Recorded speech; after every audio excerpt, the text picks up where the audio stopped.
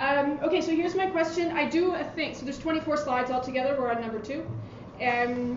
I've been asked to talk for between 30 and 40 minutes, and because I follow rules, that means I'll talk for 35. And here's my question. I'm going to put this slide on as the last slide as well, just in case you feel like tuning out for the middle part. So here's the question. Is it morally acceptable to permit citizens to select refugees for resettlement? And my answer is under some constraints, yes. And I'm going to defend that in the next 21 slides. So here's the plan. Conveniently, it turns out that previous speakers that people in the relevant class have enjoyed are people who have given an overview of the talk, so here it is. I'm going to tell you, I have no idea whether you think that this question is a question that should be asked, but in case you're like, this is totally not a question, I'm going to problematize and try to explain to you why I'm asking this question in the first place. Then I'm going to talk a little bit about resettlement, globally speaking, so that you can understand the sort of specific context in which I'm raising the questions I'm raising. I'm going to talk about the private sponsorship program in Canada, just so we're all on the same page about how it operates. It has some very specific features that I want to talk about, so I'd like to describe them just to make sure we all know which features I think are the morally relevant ones.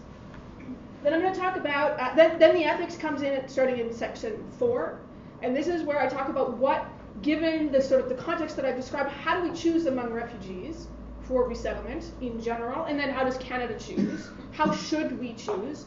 I will offer a defense of a way of choosing. Largely, in fact, I will defend the UNHCR's way of selecting, the United Nations High Commission on Refugees for selection mechanisms, but I will defend that philosophically. Then I will ask, in section 5, 3 moral questions. I'll give you 2 answers. That's because the third answer comes in section 6, in which I go over some objections that you might have to the way I'm framing the questions. I'll give you answers to those, and then I will tell you what should we do, in my view. Okay, so here it is. So should citizens be able to choose refugees, right? So here we are in a state, Canada, and we know that that refugees are going to come in, or that maybe they're going to come in. So one question you might have is this. You might just say, well, this is a dumb question you're asking, whether citizens should be involved, because actually it's a duty to admit refugees. So this question of whether students should be involved or citizens should be involved and how they should be involved, it's not a question. It's a duty. We have a duty to admit refugees, international law or ethics, depending on what background you come from. But actually, I want to just distinguish between 2 things. States have the duty of non-refoulement. That is to say, states have the duty to admit people, asylum seekers who claim that they are facing persecution or other types of violence in their home country, to admit them for refuge. No state has a duty to resettle refugees. This is a choice that some states make. It's one of many ways in which we can treat refugees. You can admit them for resettlement. Again, I'll talk about what resettlement is specifically shortly. But it's the resettlement dimension of this is not a duty. So that's one reason why I think that there are actually moral questions to be weighed here, because it's not a duty. The question isn't answered. Do states have to admit refugees for resettlement? And I'm going to talk about the conditions that should apply in these kinds of cases.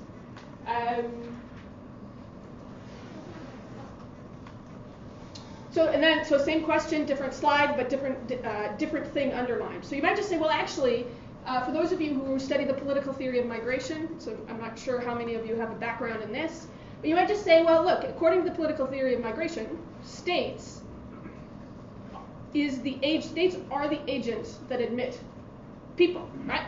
It is a definition of sovereignty, right? If you're trained in political philosophy and you've read about sovereignty or territorial rights, right? You know, what is a sovereign nation? It can protect itself and the interests of its citizens, and it is in charge of border control, admission, and exclusion. It is a definitional feature of state sovereignty that they admit. So you might say, well, actually, the reason that we shouldn't be talking about whether citizens should be involved in this kind of choice about whom to admit is because it's up to the state. That's definitional of state sovereignty. I think that's wrong, as you'll see. But those are 2 reasons why you might think that the question I have is not a question. Either there's a duty to admit, but I say actually we might have a duty to admit, but we don't have a duty to resettle. So this raises questions about what we should do in the face of requests to resettle and how we make choices about whom to resettle. And you might say that admission is a state duty, not something that citizens should be involved in. And I'm going to make the case that actually there are good reasons to involve citizens in this choice. Okay, so resettlement. I could put a bigger number on that. There's 17 million, all of these numbers are approximate, they change, they're going up in fact. There's probably 22 million if you include Palestinian refugees. If you prefer, there used to be an earlier bullet point that said there are 65 million people who are internally displaced, or displaced, et cetera, et cetera. So there's big numbers, we're talking about big numbers.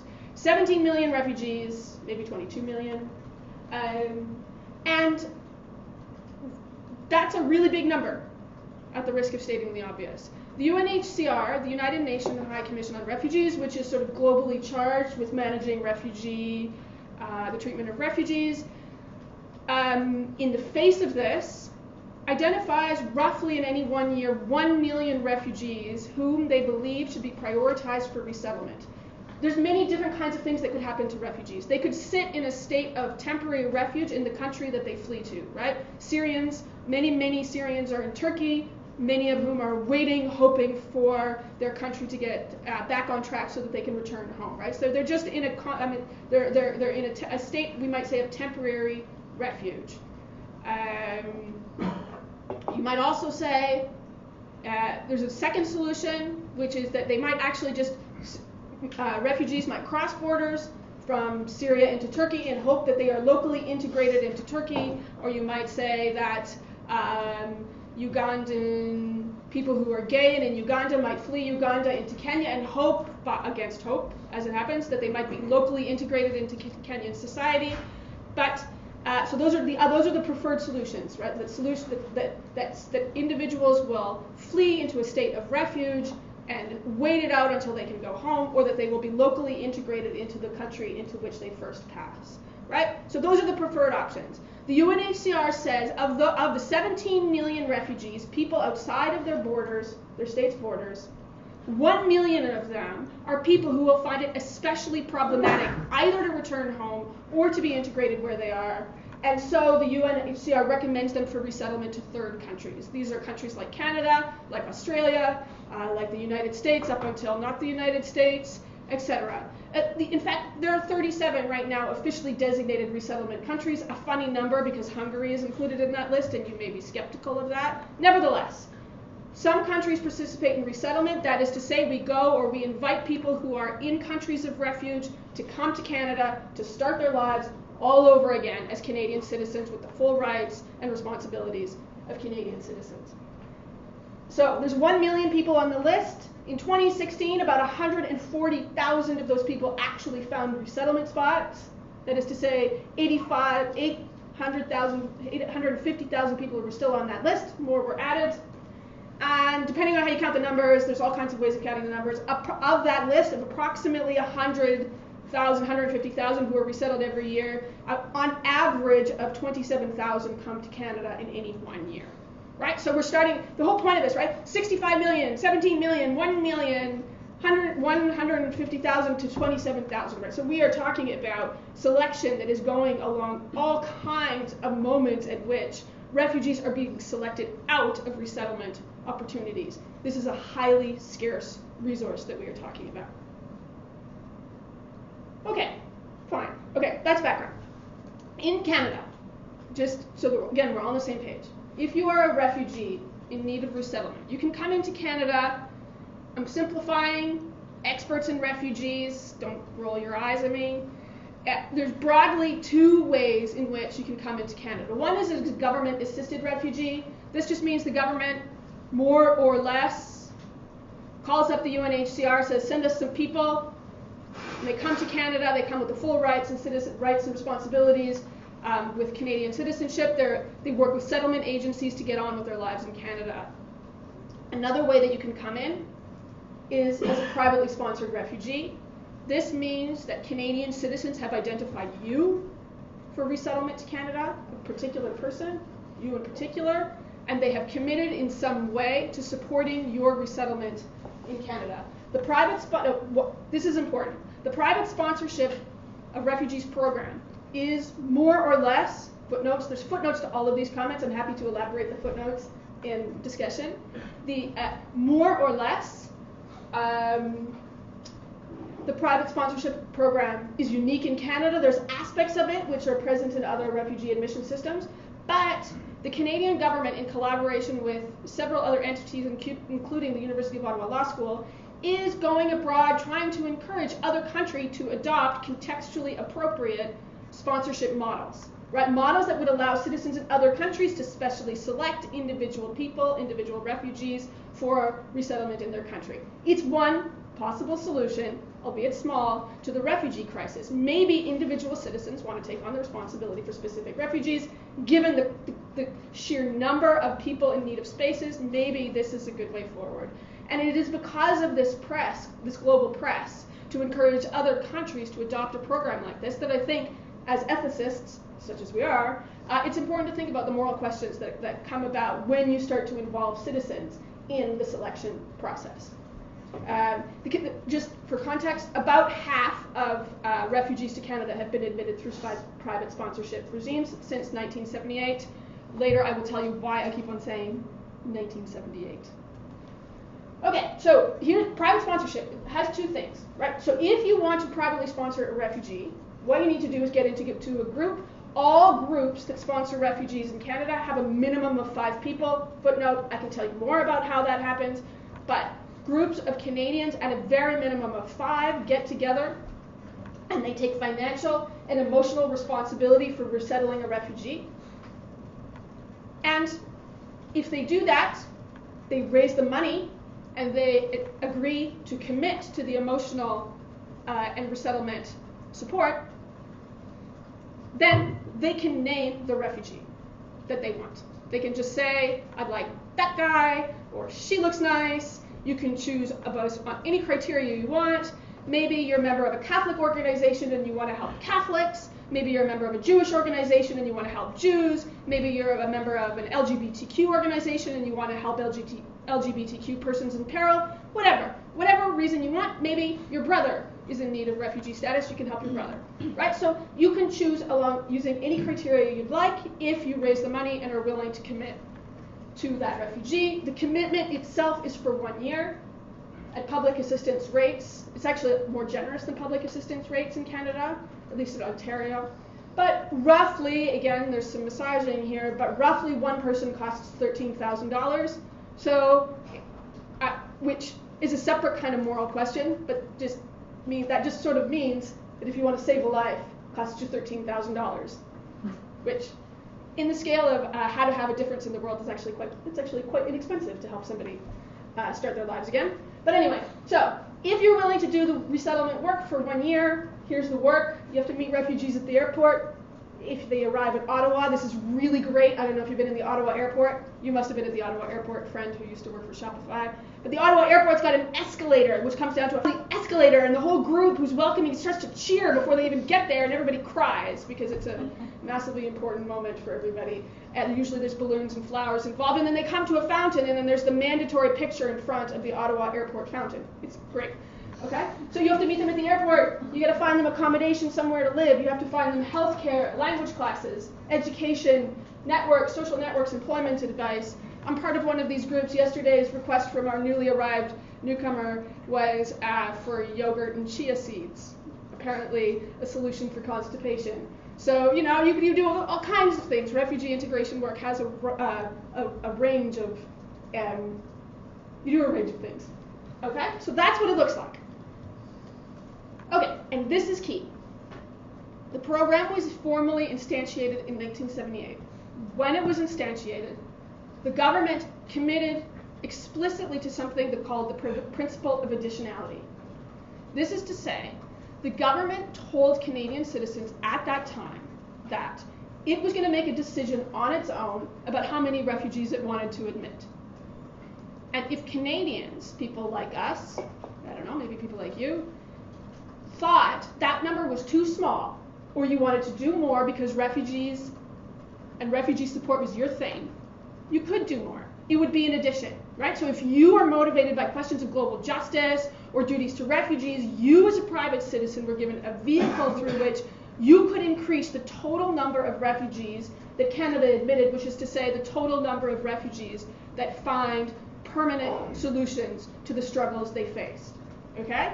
That is very important, and I will come back to this principle throughout the rest of the talk repeatedly. It's called the principle of additionality. So at its inception, the idea was that Canadian citizens were bringing in people additional to the Canadian quota. Okay. For those of you who are political theorists, I'm going to say the exact same thing using jargon. Do you like jargon? You've never said anything about whether you like jargon. But in political theoretic jargon, the way you would construct this problem is you would say, political philosophers say, look, you look globally. Here's how many refugees there are. Here's the kinds of needs they have.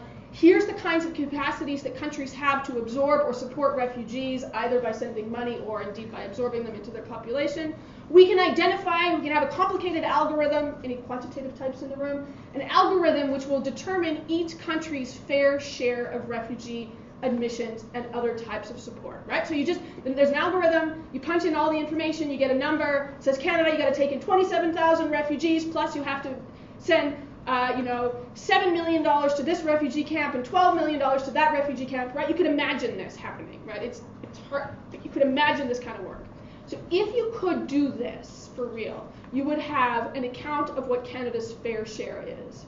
So I also treat the principle of additionality as anything in addition to whatever is the predetermined fair share for Canada. So this algorithm, the magic algorithm in the sky, produces an answer to what Canada is required to do as a matter of justice for refugees, and then any Canadians who think, actually, we want to do more, can do that. That's also another way of conceiving the principle of additionality. Marcus didn't like the first picture, he's taking another one. So, okay, that makes sense. Okay, two different ways of conceiving the same thing. This means, do you like more jargon? This means that if we have identified Canada's fair share, any Canadians who are doing more than their fair share are behaving in a supererogatory way, if you like that language. If you don't like that language, just forget I said that. Okay, so now we're getting into the moral kinds of questions, and this talk is slightly more complicated because weirdly this laptop does not show my slides, so that's why I'm looking to see what you are also looking at. Okay, so can you see that this is an extremely difficult moral question, right? We have 1 million. We started with 17 million, maybe we started with 22, or maybe we started with 65 million people, but we've got 1 million people on the UNHCR list. And we know that something like 27,000 are going to come to Canada, half of whom are going to be private sponsored.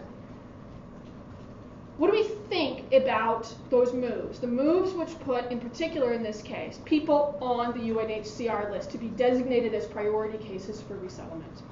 Well, the UNHCR, and I think this is broadly right, although I'm happy to say more about it, use a variety of vulnerability factors which are appropriate to prioritize. So one thing you might say is, well, look, we've got 17 million people on the list of refugees, people with certificates or cards that say they are officially refugees. What do we do? Well, we can say who among them is the most vulnerable along some account of what vulnerability is, and prioritize them. I'm going to say more about this, about how the UNHCR decides this in the next slide. So you might just say you've got a list of 17 million people, and we're just going to rank them according to vulnerability, and then the top 1 million are selected for a priority list according to resettlement, so that any country that is willing to resettle refugees has to take from that list, right? So when Canada calls up and says, hey, we'll take some refugees, they get people from that list. That's one option. Or you could have a threshold definition of what a refugee is, which is you could just say, well, look, the UNHCR designates some people as refugee according to certain criteria that it possesses. Any person on that list is equally worthy of resettlement, right? So maybe having determined that, you pick out of a hat, right? You just engage in a lottery system for choosing who will be admitted.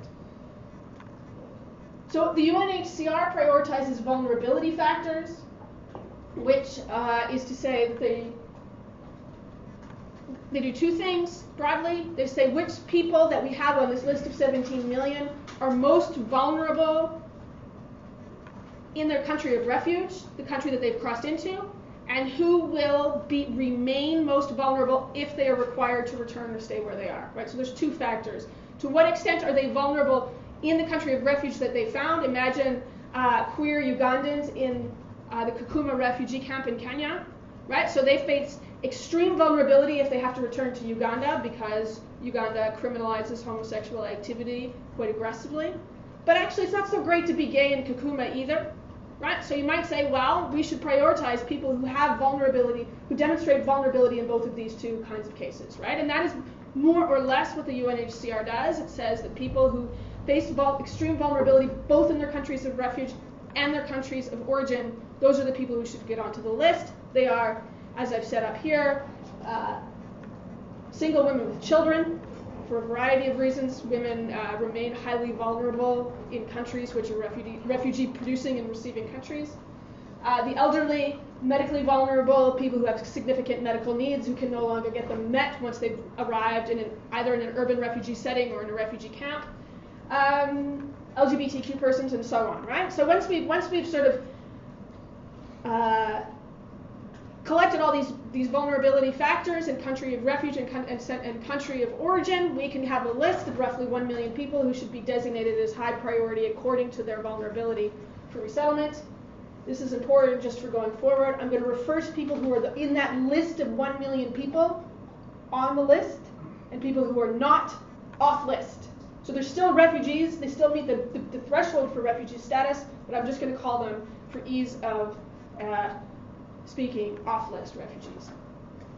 Okay, so here's my definition of vulnerability. I'm happy to talk about it again. One is vulnerable to the extent that one cannot exercise agency over the conditions under which one's life is led. Obviously, people, for those of you who have worked in vulnerability studies, everybody's vulnerable, right? You could go walk right out the door and get hit by a car, and because you aren't wearing your body casing today, that would be quite painful, if not fatal, right? So everybody's vulnerable. And you're vulnerable because, you fall in love with somebody and they don't love you back. So then your feelings are hurt and you're very sad, right? You're vulnerable to that. So, but what I mean, I don't mean to emphasize those types of vulnerabilities, rather the vulnerabilities that face you as an individual when you're trying to shape the conditions of your lives, right? You have a lot of control in Canada over those.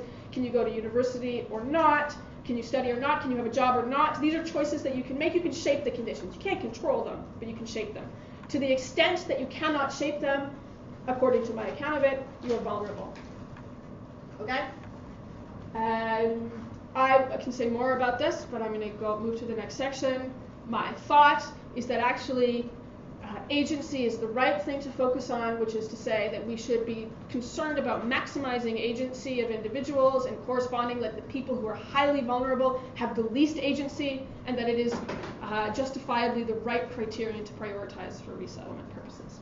Okay, 3 more questions. 1. There's the first question. Canadians usually think the answer to this is obvious, but let's not think it's obvious. Let's at least give reasons. Should citizens be permitted to sponsor? I'll say yes. And if so, should citizens be permitted to name refugees for admission? I'll take that guy.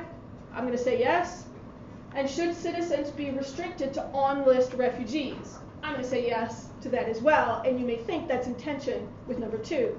Because if I think that Canadians should be able to say, I'll take that guy, you might think that's in tension, in particular if that guy is not on list. And I'm going to offer a way through that tension. If you didn't see what the tension was, I'll come back to it. Okay, so 2 reasons. Should citizens be allowed to sponsor? Sure, why not? I mean, that's basically my answer.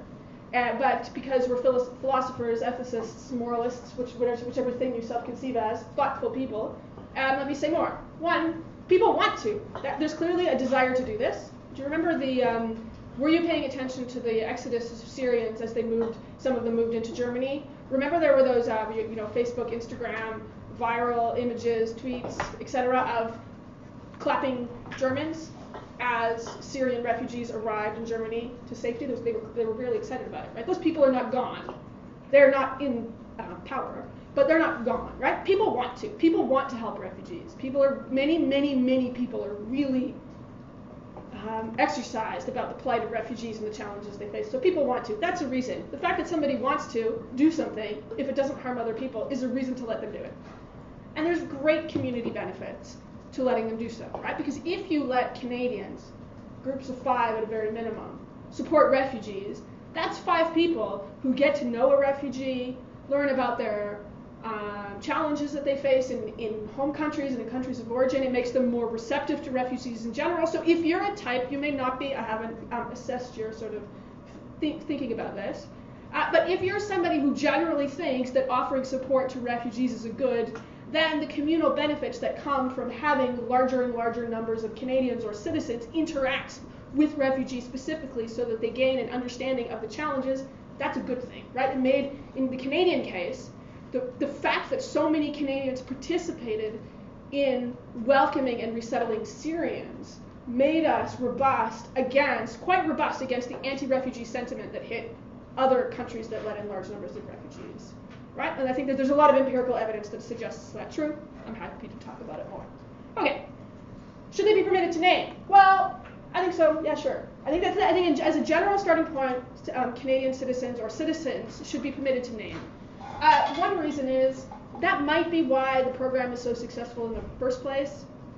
In Canada, right, 350, 400,000 people admitted to Canada under this scheme. And it might just be because the vast majority of people who know refugees are people who have been close to refugee situations themselves, right? Syrians in Canada were among the first to mobilize to support Syrians who were forced to flee Syria in 2010, 11, 12, 13, etc. Right? So it might just be that the set of people who are motivated to respond to refugee flights are people with connections. So we should let them operate on those connections. And so what it actually turns out, and there's a whole moral background here, which I'm happy to say more about, but it might just be that the way you get people to do the hard work of refugee integration is really hard. For those of you who participated in it, it's not a simple thing.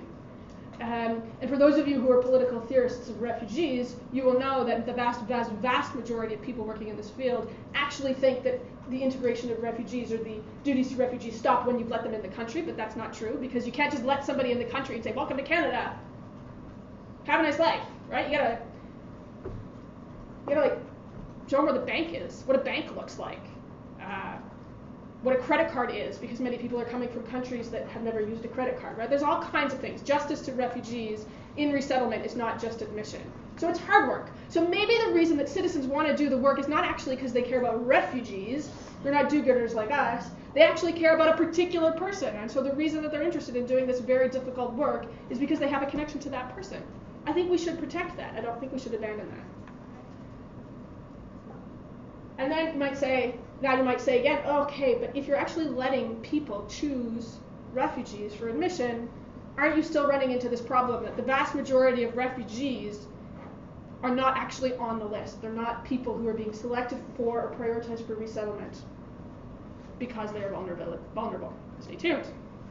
Okay, but just stay tuned. That's the general view. The general view is people should be allowed to sponsor, citizens should be engaged in sponsorship because they want to, and they should be allowed to choose because that's essential to the motivational work. It's essential to motivate them to do the hard work of refugee integration for 1 year. Well, okay, so you might have objections. Remember the principle of additionality? I'm now coming back to that. Okay, 1, if additionality is respected, so the government says we're going to admit X numbers of people, so everything that citizens do is additional to that. Citizens should be, you might just say, permitted to choose whomever they want. They should not be restricted to my list, the UNHCR list. Right? Canada's duty of justice is met. Citizens' actions are therefore supererogatory. So I think, well, okay, Canada's done its job. I still think that we should require any Canadians, barring exceptions, so I'm going to start to fill in the exceptions, unless they have plausible and persuasive reasons to be accepted from this, should be required to choose from the list. I think the list is defensible. Okay? I can say more. Number 2. Well, what if you impose these constraints and then Canadians don't come forward? Because actually what Canadians want is that refugee, not refugees. They want that guy and his partner and their children. Right? You don't want anybody. They just want a particular person. And I said, well, actually, I think this is a real worry. And I can say more, but I think we should worry that Canadians, if they're not allowed to name specific refugees, will not sponsor. The history of the Canadian program is exactly this, that something like, depending on how you count it, something like between 75% and 90% of people who are privately sponsored are friends or families members of people already in Canada, right? So the connection, the personal connection is strong. So this is a worrying objection. It suggests that if I require people to choose on the list, actually what's going to happen is we're not going to let in any refugees. That's going to be bad. So I think that's right. But I don't think that that's a reason to abandon the list, the requirement that Canadians choose on the list. I think it's going to be a reason to allow Canadians to make exception cases. More on that. Objection 2. Actually, Canadian citizens should be able to name anyone, especially if additionality isn't respected, because citizens are then, in that case, compensating for state failures, right? So Canada, this is less hypothetical than I would like. And a government is elected, it says, actually, we're not into refugees. Donald Trump, he's a cool guy, and so we're going to follow that route and not admit refugees. And then, so Canadian citizens, maybe some of you are in this room, are like, ugh, that's bad. Let us sponsor as many people as we can. We can compensate for Canadian state failure, right? And so we should be allowed, because we're compensating for state failure, we should be allowed to bring in anybody we want, right? The situation is desperate. We let in anybody we want. I'm not so persuaded by this objection, though maybe some of you want to make it stronger. But I think citizens and states are in it together. Right? I don't buy and again, this is a philosophical discussion, but I don't buy the distinction between state and citizens. I think as citizens, we simply are the state. Right? So if the Canadian state makes a choice, it's not that citizens make up for it, it's that that's us failing. And so I think we nevertheless have the requirement that we should be committed to the list, just as we were in the case where additionality was respected. Number 3. Citizens shouldn't be able to name in the first place because people choose for bad reasons, right? We know, so the history of this program is in the post-World War II period. In the post-World War II period, Mennonites and Jewish organizations got together to talk about Jewish organizations. Jewish organizations petitioned the government to say, we should be permitted to admit as refugees displaced persons from displaced persons camp in World War II.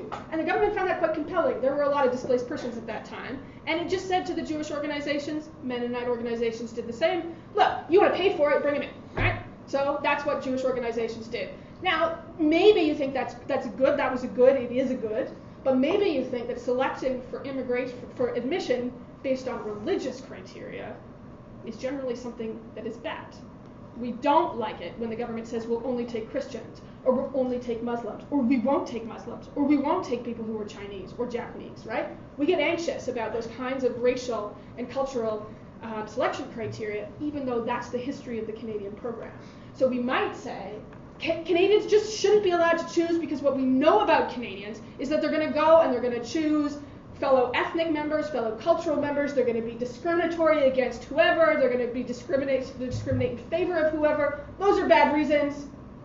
The state can't do that in its immigration policies, so citizens too should not be allowed to do those in their when they make selections, right? If the Canadian state said, as it did about 100 years ago, Asians are excluded, we would think that's bad. So a private citizen who says we will not, I don't want to support an Asian refugee, we would think that's bad, by analogy.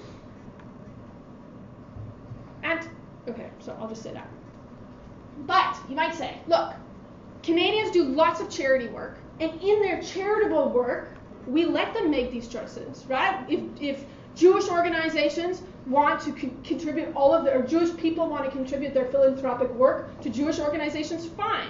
Right? If there's a Korean church, fine. They can have Korean celebrations, welcome Korean people. They can't exclude people from coming to celebrate. But right, if that's what people want to do, give to support Korean Canadians, no problem. As long as it's a matter of charity, people don't mind these kinds of ethnic, cultural distinctions. To which I say, private sponsorship is not private. It's not. I think it is incorrect to conceive it as charitable. It's not charity. What it is partnering with the government to bring in people who will be Canadian. And what matters is that when we support refugees for resettlement, we give them the rights and privileges of Canadians, and we have to teach them what that means. That's a public job. It's not private.